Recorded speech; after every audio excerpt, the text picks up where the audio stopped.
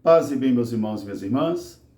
Estamos na terça-feira da oitava de Páscoa. Hoje nós celebramos o Dia Mundial da Terra e também celebramos a chegada dos portugueses nos solos das terras que foram conhecidas depois como Brasil. Hoje o nosso evangelho é retirado do livro de João, capítulo 20, versículos de 11 a 18. Naquele tempo, do lado de fora do sepulcro, Maria chorava insistentemente. Enquanto ela chorava, eis que olhou para dentro do sepulcro e viu dois anjos, vestidos de roupas resplandecentes, um sentado à cabeceira e o outro aos pés, do lugar onde Jesus estivera. E eles então perguntaram: por que choras? Maria, ouvindo essas palavras, depois ela olhou para trás e viu Jesus, mas ela não o reconheceu. E Jesus perguntou-lhe: mulher, por que choras? A quem buscais? Ela disse: Senhor, se fostes tu que levastes o corpo do meu Senhor, diga-me onde o colocastes e eu irei buscar-lo. Ele disse: Maria. Ela disse: Mestre, em Rabuni. E Jesus então disse: não me segures, porque ainda não subi para o meu Pai. Mas vai dizer aos meus discípulos: eu subo para o meu Pai e o vosso Pai, para o meu Deus e o vosso Deus. Maria foi apressadamente até os discípulos e disse a eles: eu vi o Senhor. E anunciou tudo o que Jesus havia dito. Palavra da salvação. Meus irmãos, minhas irmãs, estamos vivenciando esses momentos da oitava de Páscoa, como se fosse um único dia, do domingo de Páscoa até o próximo sábado pela manhã. E nesses dias são nos oferecidos pela liturgia as narrativas das aparições do ressuscitado. Ver o Senhor. Passar do limite somente do conhecimento teórico, somente de uma visão ocular e que muitas vezes não nos leva também a reconhecer a presença do ressuscitado. Por isso, na primeira leitura de hoje, ainda dos Atos dos Apóstolos, nós encontramos um Pedro que regressou do mundo da decepção, do mundo da dor, do mundo da negação, do mundo da dispersão, e fortalecidos pelo Espírito Santo, iluminado pelo Espírito, ele é capaz agora então de estar numa praça pública, dando testemunho público de Jesus de Nazaré.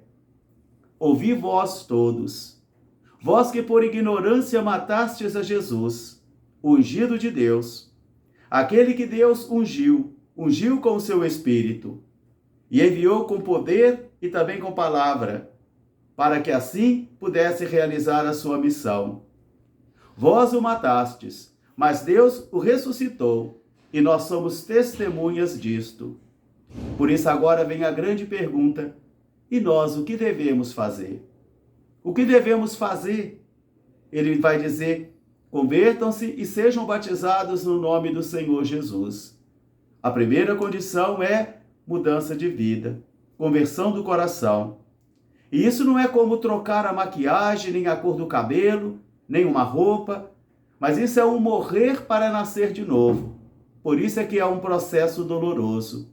É um processo muito doloroso que não depende somente da minha força de vontade, porque querer crer ainda não é crer. Aqui nós encontramos um Pedro que veio dessa experiência de decepção, veio da experiência do medo e, consequentemente, também da negação. Veio da experiência da dispersão, onde ele também abandonou o Senhor. Mas agora, iluminado pelo Espírito, fortalecido pelo Espírito, nós encontramos um Pedro que é capaz agora de anunciar o senhorio de Jesus. O senhorio de Jesus, coisa tão importante para nós cristãos. Ao nome de Jesus, todo joelho se dobre no céu, na terra e nos infernos, porque Jesus Cristo é o Senhor. Essa é uma experiência muito forte que eu e você precisamos fazer constantemente em nossa vida, porque não bastam somente os conhecimentos teóricos, doutrinários, acadêmicos sobre Jesus de Nazaré. Não basta somente sermos informados humanamente sobre tudo que aconteceu com ele, mas é preciso que ele se manifeste a mim e que ele se manifeste a vocês também. E ele vai eleger a quem ele quer se manifestar. De modo que, mesmo estudando profundamente as Sagradas Escrituras, mesmo conhecendo intelectualmente tudo isto, nem sempre nós chegaremos a conhecer esse mistério profundo do Cristo de Deus, que somente o Espírito pode manifestar a mim e a você. Então vamos até o sepulcro novamente com Maria Madalena, que não se deu por vencida. Ela não se deixou levar pelo pessimismo, nem pela dor, ela não se deixou acomodar. Ela levantou, ela ergueu-se da dor, da decepção, ela se ergueu ali da violência e do medo e vai até o sepulcro para poder contemplar novamente a sua dor.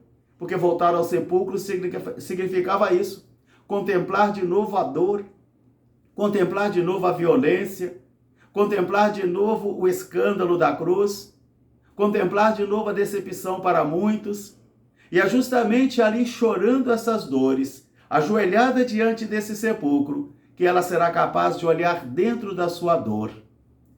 Enquanto uma pessoa não olha dentro da sua dor, para se libertar dali, ela não conhece a ressurreição. Maria, então, olha para dentro da sua dor, mesmo chorando, e ali ela já começa a ver um foco de luz, um foco de transformação. 2 anjos vestidos com roupas resplandecentes, um sentado aos pés e outro à cabeceira do lugar onde Jesus estava, e ela continua com a sua pergunta, sempre a sua pergunta: onde está o corpo do meu Senhor? E eles também perguntam: por que choras, mulher? A quem buscais? Por que choras? A quem buscais? Maria chora, mas ela busca. Ela não chora acomodada e destruída e pessimista, ela chora buscando. Ela se abaixa diante da sua dor, olha para dentro do sepulcro da dor, mas ali ainda ela é capaz de perguntar: onde está o corpo do meu Senhor? Ela chora, mas ela chora olhando para dentro da sua dor. E é justamente aí, quando ela olha para trás, é que ela vai encontrar Jesus, mas não vai reconhecê-lo. Ela vai ver alguém, e ela pensa que é um anjo, e vai dizer a ele: Senhor, se fostes tu que levastes o corpo do meu Senhor, diga-me onde o colocastes e eu irei buscar. Ela olha para trás, com os olhos ainda oscurecidos pela dor, pelas lágrimas, ela não consegue conhecer Jesus. Ela pensa que é um fantasma, ela pensa que é um anjo, porque ela não tem discernimento nesse momento. Diante da dor e do desespero, eu e você ficamos realmente sem discernimento e não vemos com clareza as coisas. Mas quando Jesus vai chamá-la pelo nome, Maria, Jesus devolve a dignidade a Maria. Jesus devolve a identidade profunda a Maria. E quando Jesus então vai dizer Maria, seus olhos se abrem, seus ouvidos se abrem. E ela também começa agora a perceber que é Jesus. E vai dizer Rabuni, que quer dizer mestre em hebraico. E Jesus agora dialoga com Maria, então: não me segure, porque eu ainda não subi para o meu Pai, mas vai dizer aos meus irmãos: eu subo para o meu Pai e o vosso Pai, para o meu Deus e o vosso Deus. E vocês me verão. Maria vai apressadamente, ela tem pressa de comunicar a sua experiência de encontro com o ressuscitado. Ela vai apressadamente buscar os discípulos e vai dizer: eu vi o Senhor. Meus irmãos e minhas irmãs, depois de 2025 anos de história, é muito importante que eu e você também façamos essa experiência de vermos o Senhor, de suplicarmos: não retireis de mim, Senhor, a vossa face. Não retireis de mim o vosso Espírito, para que eu também veja o Senhor. Porque o dia em que eu não vejo mais o Senhor, então o meu ministério e o meu testemunho fica fragilizado, até que morre de sede. E ela vai dizer: eu vi o Senhor. E ela anunciou tudo o que Jesus havia dito. Oremos nesse dia pelo descanso eterno do nosso querido Papa Francisco, e que Deus lhe conceda o descanso e a luz eterna. Um grande fraterno abraço para todos, paz e bem, até amanhã, se Deus quiser.